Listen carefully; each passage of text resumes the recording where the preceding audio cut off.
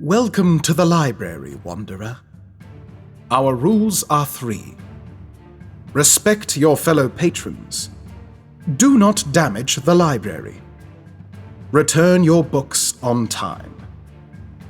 You'll need a card to check out, of course. See the front desk for that. It should be just under a week's journey from here. You'll have to give the archivist your true name, but don't worry. We'll keep it under the strictest levels of security. Oh, and stay away from locked doors. There are places here where even we will not protect you. We would like to extend a special thanks to our associate producers, Dr. Theron Sherman, Sogaple, Adrian, Ethan Childers, UncertaintyCrossing, Angie Orellana, Kameron Chausse, Liza Persson, and Salem. What you are hearing is the result of their generous support. Now please, sit back and enjoy the Journal of Aframos Longjourney.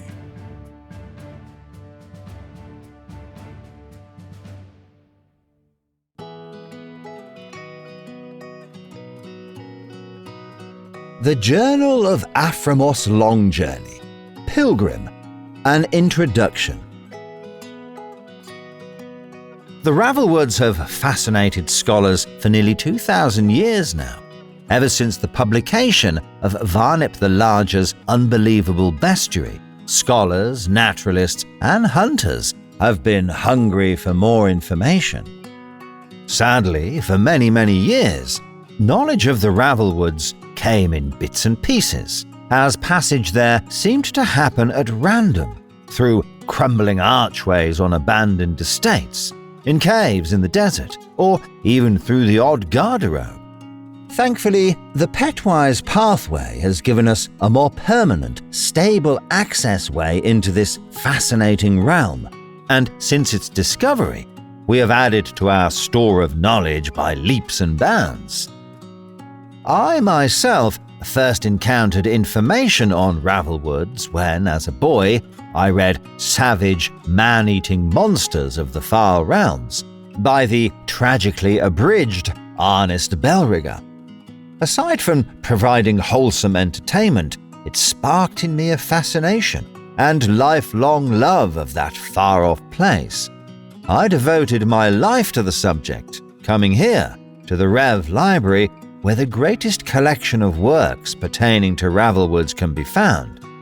From Bovie Estuard's treatise on the politics of the Black-Shirt Crows, to Transitive Norton's On the River of Terror with Rod, Reel and Gun. They're all here. I have catalogued them, read through them, and cross-referenced them. I don't think that it's arrogant for me to say that I have become one of the best-read experts on the woods. And now I have a unique opportunity. When the arch-librarian was given a set of rare books and scrolls by the Poryarch of Beth, there was among them a very old volume. It was by one of those strange nomads who haunt the Barrow Desert, sometimes venturing out on strange pilgrimages to places even they do not know. Their journals, when they keep them, are always prized, of course. They are an honest people and not given to exaggeration. How wonderful, then, to find one detailing the Ravelwoods themselves. As I read through the journal, I was struck by his sense of wonder in his surroundings. Even the most mundane of the things he saw in the Ravelwoods were fascinating to him, and to me as well, seeing them through his eyes. Everything seemed new to me again. And there were some things he wrote about that were genuinely new to me, and to every other scholar on the Ravelwoods I've written to. And of course, some things I can only guess at. Knowledge is meant to be shared, and so I cannot keep this volume to myself. Therefore, I've taken it upon myself to annotate the journal, both for old researchers of the woods and for those who are new to this fascinating world. Whoever you are, if you love the wild and the wondrous, Please read on.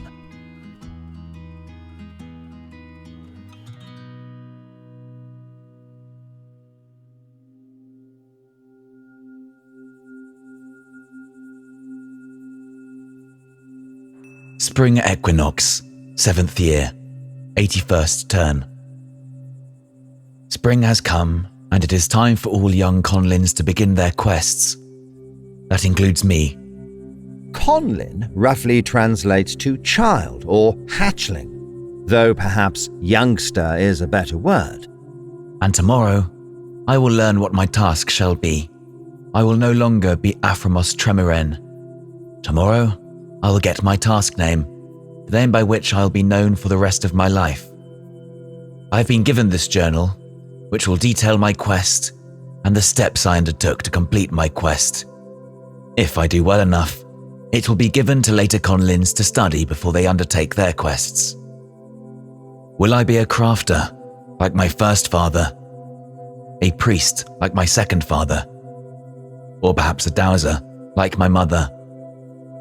Ironsword, Soulwood, Deepwell. Their task names. Their adult names. They are no longer identified simply by their clan, but by who they have become, and by the quests they undertook to take those names. What will mine be?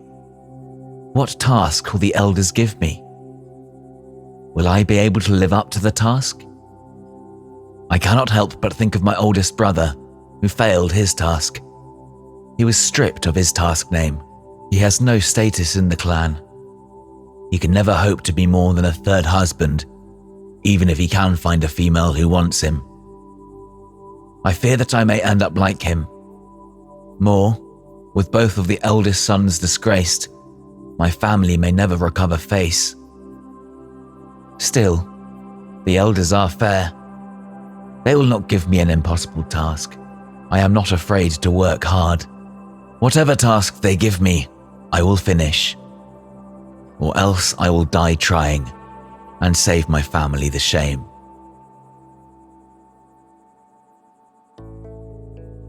And that is our first entry in the journal, and our first look at Aframos. I only commented lightly on this entry, both because I found the content to be self-explanatory and because my expertise does not extend to the culture of the Barrow nomads. I will explain the more puzzling terms, but for the most part, I will leave discussion of the nomads to other scholars. My business lies elsewhere in the text.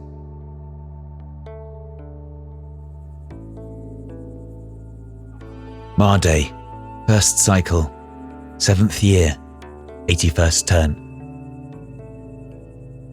Longjourney. My name is Longjourney. The elders made their decision, and I am torn. There have only been 2 long journeys in the histories, one of whom became a hero. It is an honor to receive the name, and yet it feels like a banishment. I understand why the elders chose this quest for me. It's clear as day. One son has already failed in his quest. If I fail as well, my family may never recover, and so I become a pilgrim. I am to go forth until I find something that the clan needs but does not have. If I find it, then I will earn my new name, and my family will be redeemed. And if I don't find it, if I don't come back, I will not be said to have failed. Either way, I cannot dishonor my family. The elders never said this, of course. They would not. They are too kind to do so. But I could see it in their eyes. They do not expect me to come back. And for my family, for my mother and my 3 fathers, I cannot. Not unless I complete my quest. It is hard, what I must do, but it is necessary. At least I have until the solstice to prepare. While the other conlins learn the basics of their new crafts, I will prepare myself, arrange supplies, and... I am sorry, I spilled my ink on that last part. I am distracted. I will write more tomorrow. The next few entries deal with Aframos readying himself for his quest. There were few enough during the next 13 cycles, and most of them were of a very personal nature, as Aframos said goodbye to those around him. I hope I can be forgiven this sentimentality, but I felt it was best that these entries remain off this record. I will be skipping ahead to the beginning of his journey on the 13th cycle. Before I go any further, perhaps I should explain the calendar of the Barrow Nomads. Where we divide the 420 days of the year into 14 months of 3 10-day weeks, the Barrow Nomads have a much more complicated system. They divide the year into 4 seasons. These solstices and equinoxes are of cardinal importance to them. Important undertakings tend to begin on the equinoxes, whereas it's considered bad luck to start any new endeavor on solstices. Each season consists of its corresponding equinox or solstice, and 13 8-day cycles. Spring solstice is the first day of the year. Turns are marked by the passing of the windless Hawley comet. The Barrow Nomads, not having a proper scientific grounding, call it the Bright Herald, and believe it brings news of the new turn to the world, or some such primitive superstition. Thus, a turn lasts roughly 82 1/3 years. The 8 days of the cycle are Ma Day, Sky Day, Rock Day, Burr Day, Skull Day, Erev Day, Tres Day, and Crow Day. You will therefore note that the next entry takes place 12 cycles later, or 96 days. 9.5 weeks may seem like a great deal of time to skip over, but trust me when I say that nothing of scholarly interest took place in that time.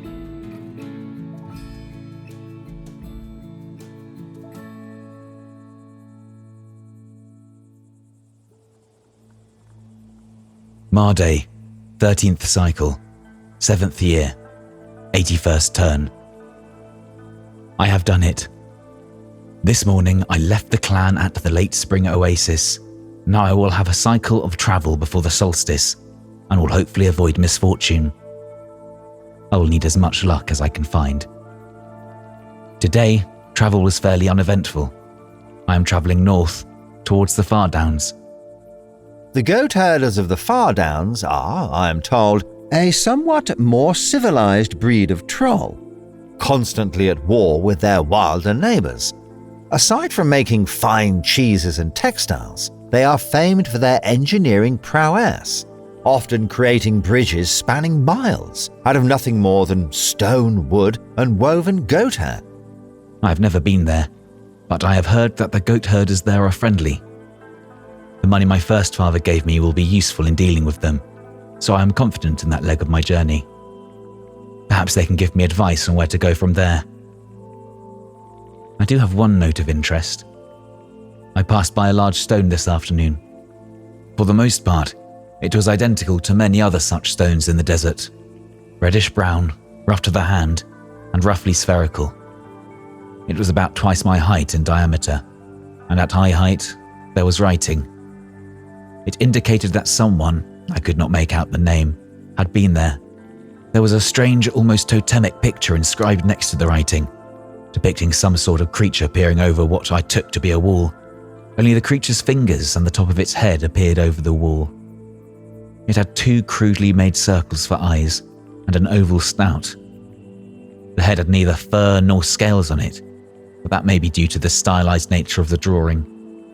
The only other significant feature of the figure were 2 large pointed ears, much like a fox's. I wonder who left it there.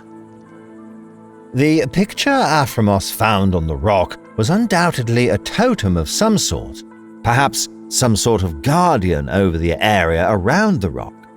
Maybe in days gone by, people met by this rock and created a deity to keep watch. Truly fascinating. The writing, on the other hand, is clearly graffiti. Skull Day, 13th cycle, 7th year, 81st turn. I have reached the Far Downs this afternoon. There is scattered grass on the rolling hills, covering them like mould. The ground is firm and slightly damp beneath my feet. It is a little bit like the oases, or near the Trescu River, but it is also cool, even though it is afternoon. It is nice, I think, though I wonder what winters are like. Despite their appearance, the Barrow nomads are warm-blooded. Indeed, they are very good at regulating their body temperatures, often learning to do so on a conscious level.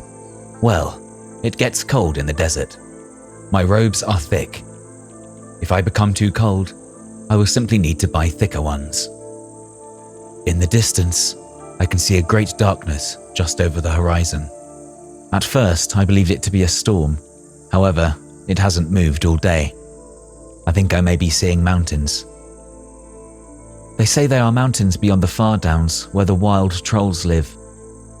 Wild trolls are large, nearly as big as I am, and supposedly tremendously strong, even compared to their cousins. A male mountain troll of the Varidan's crest subspecies generally attains a height of 8 to 9 feet. The females are somewhat larger. I will need to plan my route carefully once I have a clearer idea of where I can go from here. Hopefully the goat herds can tell me where to go and how to avoid their dangerous cousins. Where should I go? I still don't know. I could go to the cities in the east. Strong metals come from the east, and the tribe could certainly use the secret of that work. But does it need it? Or I could go to the north. They know powerful magics in the Northlands, and there are certainly things that could benefit my people. But I am not a mage. Could I learn enough? Or I could circle the desert and learn the mysteries of the spirit. But neither am I a priest. I have spoken with my second father enough to know that. How can I separate which mysteries are valuable and which are not? At least I may ignore the West. There is nothing in that direction but ghosts and demons. I will learn nothing of value there. As a Westerner, I hardly need mention that Aframos was wrong about this, the Revision and Oversight Committee notwithstanding. Erev Day, 13th cycle, 7th year, 81st turn.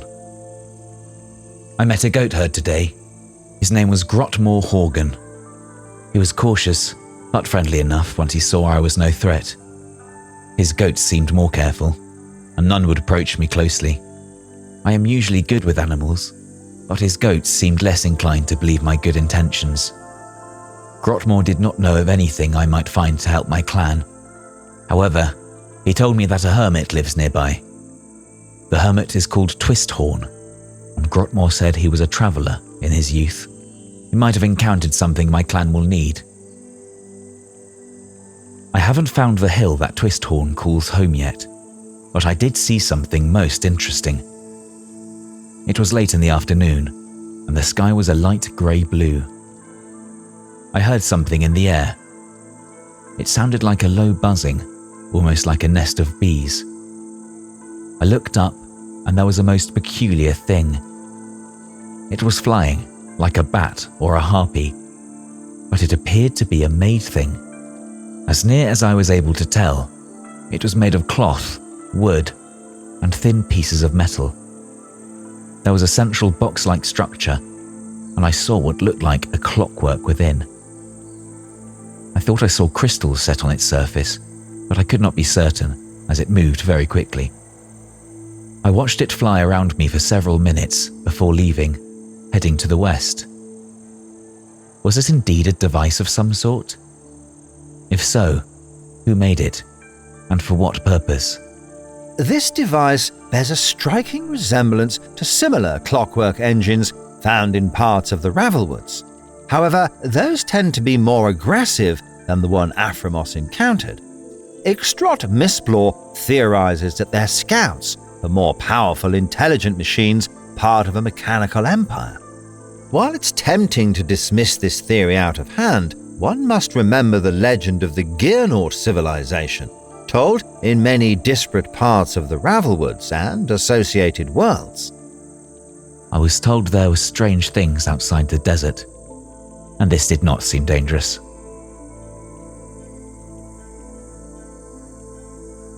Tresday, 13th cycle, 7th year, 81st turn. I feel like a bit of a fool now. I was supposed to be looking for a rock that looked like a face. However, I was looking for a barrow face instead of a troll's. It is obvious in hindsight, but I didn't realize it until I'd been leaning against the rock in question. Once I found that landmark, I was able to find the Hermit's Hill very quickly. By mid-morning, I'd found the cottage. An old troll was sitting on a wooden chair by the door. He introduced himself as Twisthorn. Twisthorn is an interesting person. He is the largest troll I have ever seen. If age hadn't bent his back, I think he would be taller than I am.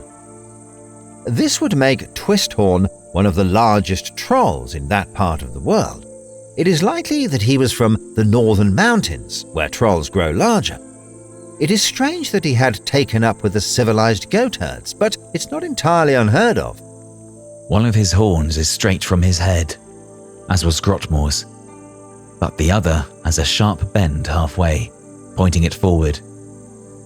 I believe that was how he got his name. I felt it was impolite to ask.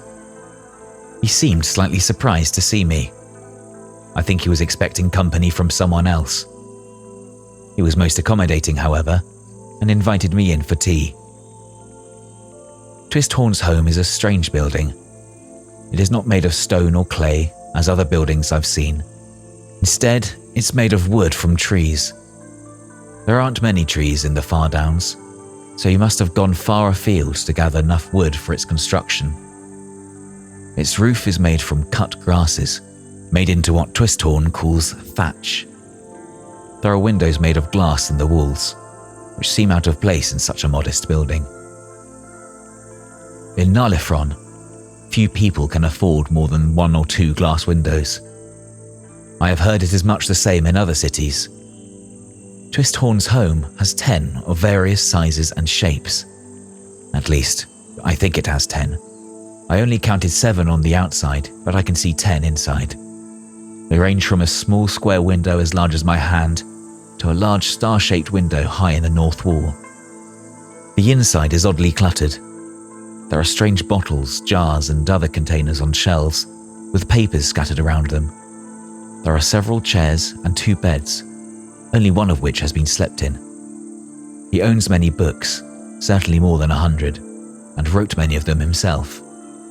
Chests and boxes occupy every bit of space not taken up by furniture, with just enough space left over to move around. There is also a large writing desk where I am sitting now. We drank tea, flavoured with odd spices, while I told Twisthorn why I was travelling. He thinks that he can help me, but explained that he needed to look at something first. He left, asking me to watch his cabin overnight. It may seem strange that the hermit was so willing to entrust his home to a complete stranger, but barrow nomads are noted far and wide for their honesty. There have been only a few thieves among the nomads, and they have all been outcasts of one sort or another. Theft simply isn't tolerated in their culture. He showed me how to work his stove and invited me to try more of his tea.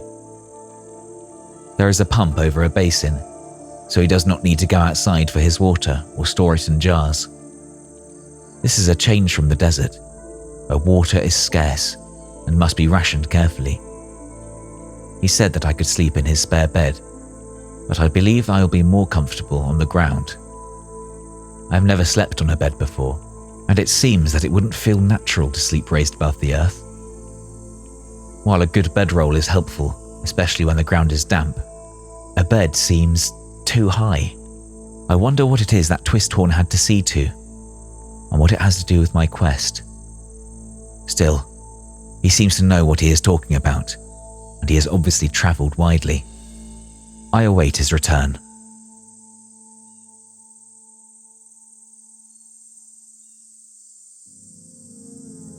Crow Day, 13th cycle, 7th year, 81st turn. Into the trees. So much has happened today. I am unsure where to begin. I am almost tempted to leave this entry for tomorrow. But then, that will simply mean more to write about. I suppose I should begin with Twisthorn's other guest. Early in the morning, no more than an hour after I awoke, Twisthorn returned with a strange bird creature dressed in fine silk clothing. She was extremely small, barely coming up to my knee. Her feathers were red as rust, and her clothes were a pale green with darker patterns across it. Her curved beak was yellow, with red designs painted on it. Twisthorn introduced her as Rising Whistle 2 Clicks. An odd name, but it is apparently the closest approximation of her name in the trade language. The visitor was clearly one of the astronomers from Anagog. Their musical language is quite difficult for most to understand, let alone transcribe. Rising Whistle 2 Clicks is equivalent to a name, meaning blood of the heart. Of course, I'm told by our resident Anagogian scholar that it could also mean giant fish or oblong fiddle, or a number of other phrases, depending on how one said or sang it. She is a stargazer, like the priests among my people, watching the comings and goings of the stars. With such a barren land, is it any wonder the barrow nomads take such an interest in the skies? She was visiting Twisthorn on her way to the desert, in fact. Twisthorn had been making certain she was safe. There was mention of some minor difficulties with bandits, but she seemed none the worse for wear. Twisthorn had a cut across one gnarled hand, but he was in high spirits. We quickly sat down for tea, and Rising Whistle asked me to tell her of my people. I obliged, paying special attention to our knowledge of the heavens. Fortunately, my second father taught me a great deal. He was always disappointed that I lacked the mindset to become a priest. Still, I was able to tell her what I knew of the skies, and she was very excited. Her people have been studying the skies nearly as long as mine have, and she was hoping to trade knowledge for knowledge. I know that she will have great success, for my people love the stars. Learning something of stars in other skies would be knowledge truly worth having. After we were done discussing my people, Twisthorn changed the subject to my quest. He said that he had an idea that might help me. It was dangerous, he said, but it might be worthwhile. I told him that I was not afraid of danger, and I am not. It is only failure that I fear. Failure and growing old away from the barrow. I could take death far easier than that, I think. He reached into a chest and pulled out a flute. It was a beautiful instrument, made of black lacquered wood, with stars etched along its length. He raised it to his lips, and he began to play. The music was beautiful, and I almost missed what happened as he played it. Mice began to move out from corners around the cottage. They came from under papers, from behind chests, and from holes in the walls, eyes bright and alert. They did not scurry, like mice usually do, but moved in a strange, rhythmic motion. After a moment, I realized they were dancing. They formed into groups and began to dance together, pairing up to move around the room in graceful patterns. I have heard of these sort of dances, which they do in the larger cities to the north, but I'd never actually seen one, and certainly not performed by mice. I leaned over them to take a closer look, but they did not panic. They kept up their dance and ignored all else. Finally, Twisthorn stopped playing, and the mice ran back to their hiding places. He explained that he had picked it up in his travels. It was only an amusement, but he hinted that he had held more powerful objects in his time. While he no longer had them, he knew where to find them, or ones like them. This was the best news I'd heard. While the flute wouldn't be too useful to us, we keep specially bred salifins to keep mice down. Salafins are a winged creature with a body and disposition similar to a weasel. It showed a kind of magic that an ordinary person could use. He mentioned a flask that contained a never-ending supply of water. We always need water in the desert. I asked to know how I could find such things. He told me to travel a league to the north and 3 leagues east. If I travelled there, and if I was meant to travel to the strange lands he'd visited, I'd find something. When I asked what I would find, however, he refused to tell me. Rising Whistle spoke up, saying I would know it when I saw it. Twisthorn helped me gather my things and gave me some of his tea. He also gave me a sharp troll-made dagger. It is plain, but forged well, with a good balance. I tried to turn it down, not feeling worthy of such largesse, but he said that I would need it. All he asked in return was that I try to return one day to tell him of my travels.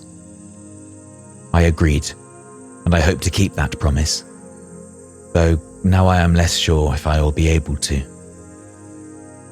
After I said my goodbyes to Twisthorn and Rising Whistle, I set out. It was still morning, but the sun was already high above the horizon. I followed Twisthorn's directions as best I could, walking up and down the grassy hills. I did not see any goat herds, and now I suspect they avoid the place. The grass had been very high, not cropped by animals that I could see. I couldn't see anything but stones. It was mid-afternoon when I had gone as far as Twisthorn had said, and I began to explore. There were a lot of rocks around, but not much else. For lack of anything better to do, I explored the rocks. Like the other rocks in the Downs, they were dark grey, rough and cracked. They made for difficult footing. I nearly fell several times, but I managed to catch myself with my walking stick. There didn't seem anything remarkable about them, compared to the hundreds of others I'd seen since leaving the desert, but there was nothing else of interest I could see. Finally, I came to a larger outcrop.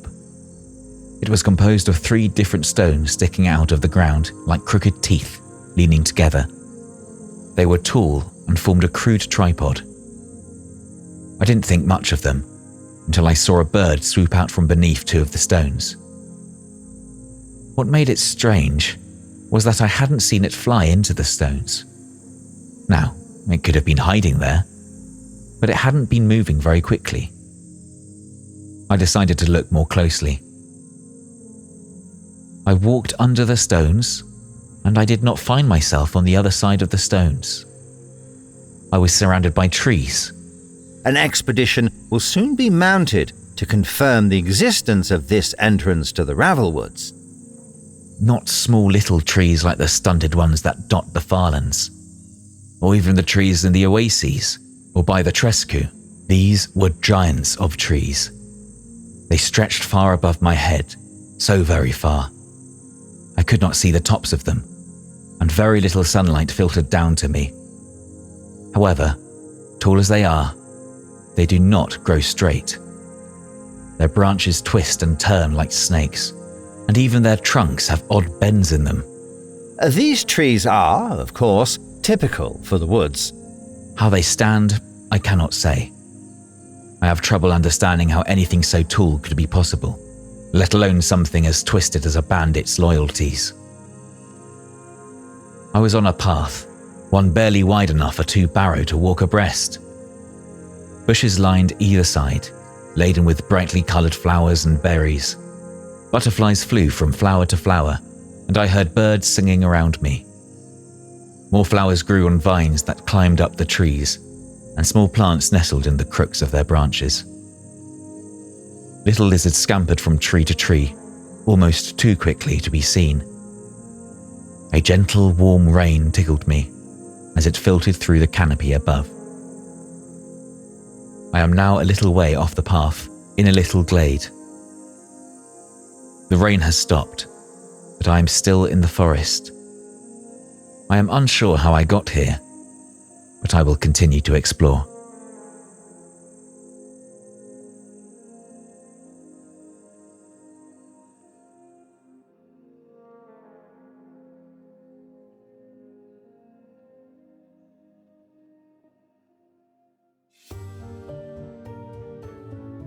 Thank you for listening. The Journal of Aframos Longjourney is written by Dr. Everett Mann. You can browse Dr. Mann's articles and the other works of the library at wanderers-library.wikidot.com.